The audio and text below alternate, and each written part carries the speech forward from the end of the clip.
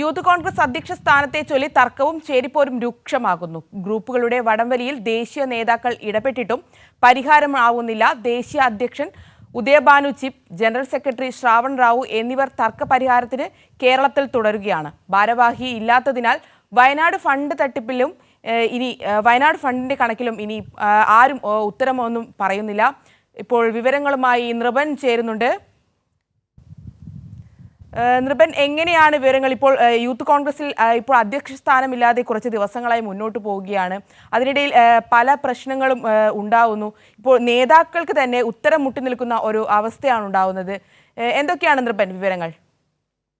ശരണ്യ, ലൈംഗിക പീഡന കേസിൽ കുരുങ്ങി രാഹുൽ മാങ്കൂട്ടത്തിൽ അധ്യക്ഷ പദവി ഒഴിഞ്ഞ ശേഷം ഇതുവരെ യൂത്ത് കോൺഗ്രസിന്റെ പുതിയ അധ്യക്ഷനെ തീരുമാനിക്കാനാകുന്നില്ല എന്നതാണ്. അത് ഗ്രൂപ്പുകൾ തമ്മിലുള്ള തർക്കമാണ്. ഒപ്പം തന്നെ ഇക്കാര്യത്തിൽ യൂത്ത് കോൺഗ്രസിന്റെ ഭരണഘടനാപരമായി ജയിച്ചയാൾ മത്സരത്തിൽ ഒന്നാമത് ജയിച്ചയാൾ പ്രസിഡന്റ് ആകുന്നു, രണ്ടാമത്തെയാൾ വൈസ് പ്രസിഡന്റ് ആകുന്നു. അങ്ങനെയാണ് അതിന്റെ ഒരു രീതി. അങ്ങനെയാണെങ്കിൽ രണ്ടാമത് വോട്ട് ലഭിച്ച ആൾക്ക് യൂത്ത് കോൺഗ്രസിന്റെ അധ്യക്ഷ പദവി നൽകണം എന്നതാണ് യൂത്ത് കോൺഗ്രസിന്റെ ഭരണഘടനയിൽ പറയുന്നത്. പക്ഷേ നിലവിൽ അങ്ങനെയാണെങ്കിൽ അബിൻ വർക്കിക്കാണ് യൂത്ത് കോൺഗ്രസിന്റെ അധ്യക്ഷ പദവി ലഭിക്കുക. പക്ഷേ എ ഗ്രൂപ്പ് വർഷങ്ങളായി കൈവശം വച്ചിരിക്കുന്ന പദവിയാണ് യൂത്ത് കോൺഗ്രസിന്റെ സംസ്ഥാന അധ്യക്ഷ പദവി. പ്രത്യേകിച്ച് ഉമ്മൻചാണ്ടിയുടെ അനുയായികളായിട്ടുള്ള ഏറ്റവും പ്രധാനപ്പെട്ട നേതാക്കളെല്ലാം തുടർച്ചയായി യൂത്ത് കോൺഗ്രസിന്റെ സംസ്ഥാന അധ്യക്ഷ പദവി അലങ്കരിച്ചിട്ടുണ്ട്. ഇപ്പോൾ അബിൻ വർക്കി എന്ന് പറയുന്നത് രമേശ് ചെന്നിത്തലയുടെയും വിശാല ഐ വിഭാഗത്തിന്റെ നേതാവാണ്. അദ്ദേഹത്തെ അംഗീകരിക്കുന്നതിൽ മറുവിഭാഗത്തിന് അസ്വസ്ഥതയും അതൃപ്തിയുണ്ട്. ഇത്തരത്തിലുള്ള തർക്കമാണ് ഇപ്പോൾ നടക്കുന്നത്. പ്രധാനമായി പറഞ്ഞു കേൾക്കുന്ന പേരുകൾ എന്ന് പറയുന്നത് ബിനു ചുള്ളിയിലാണ്. ഇപ്പോൾ യൂത്ത് കോൺഗ്രസിന്റെ ദേശീയ സെക്രട്ടറിയാണ്. KC വിഭാഗത്തിന്റെ KC വേണുഗോപാലിന്റെ അടുത്ത അനുയായിയാണ്. പിന്നെയുള്ളത് KM അഭിജിത്ത്, KSUവിന്റെ പഴയ സംസ്ഥാന പ്രസിഡന്റാണ്. എ വിഭാഗം മുന്നോട്ട് വയ്ക്കുന്നത് KM അഭിജിത്തിന്റെ പേരാണ്. പിന്നെയാണ് ഞാൻ നേരത്തെ പറഞ്ഞ അബിൻ വർക്കിയുടെ പേര് വരുന്നത്. പിന്നെ ഉള്ളത് OJ ജനീഷാണ്. ഇപ്പോൾ യൂത്ത് കോൺഗ്രസിന്റെ സംസ്ഥാന ജനറൽ സെക്രട്ടറിയാണ്.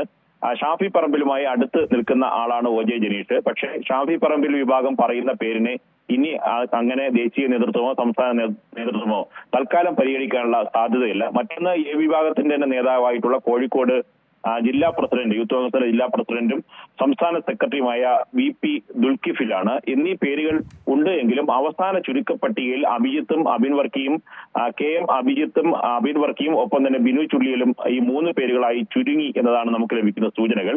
അബിനായി രമേശ് ചെന്നിത്തലയുണ്ട്, അഭിജിത്തിനായി എ ഗ്രൂപ്പ് നേതാക്കളും ശക്തമായി രംഗത്തുണ്ട്.